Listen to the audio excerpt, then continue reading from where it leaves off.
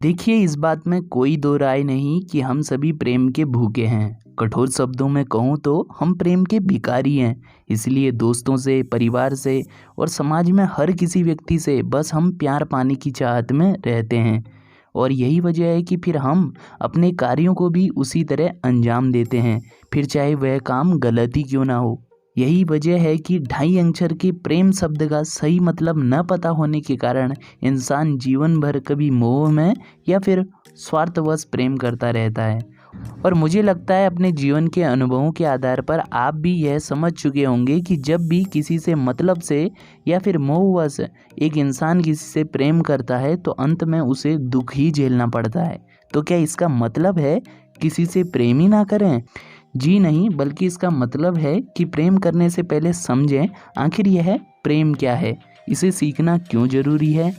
आपको लगता होगा प्रेम तो बच्चे के पैदा होने के साथ ही उसमें आ जाता है, तो फिर इसमें सीखने जैसा क्या? जी नहीं, यही जो चीज़ है हम जीवन भर समझ नहीं पाते और अपने ज्ञान के इसी अभाव में एक इंसान का जीवन रसहीन हो जाता है। इसलिए इस मतलबी प्रेम से परे सनातन धर्म में गुरुओं ऋषियों की वाणी में विशुद्ध प्रेम का जो सही अर्थ है उसे अपने जीवन में उतारने के बाद लोगों के जीवन में भी प्रेम बांटने के लिए आचार्य प्रशांत ने वास्तविक प्रेम पर आधारित एक पुस्तक लिख डाली, जिस पुस्तक का नाम है प्रेम सीखना पड़ता है। तो अगर आप भी अपने जीवन में सच्चा आत्मिक प्रेम लाना चाहते हैं ताकि आप अपने जीवन में अपने दुखों बंधनों को तोड़ सकें, तो यह सिर्फ जीवन के प्रति प्रेम ही करवा सकता है। इसलिए प्रेम को समझने के लिए और अपने जीवन में उसे लाने के लिए आपको 20 अध्यायों में प्रेम का सही अर्थ बताने वाली यह पुस्तक अवश्य पढ़नी चाहिए। तो आइए आज हम इस पुस्तक के पहले अध्याय की समरी आपके साथ साझा करते हैं। अध्याय 1 का पहला शीर्षक है प्रेम सीखना पड़ता है। इस अध्याय की शुरुआत में प्रश्नकर्ता पूछ रहे हैं कि जीवन में कुछ सही काम करने से पहले अपनी सेल्फ इमेज को खोने का डर मन में हमेशा बना रहता है और इस डर की होने की वजह मुझे लगता है जीवन में प्रेम की कमी है।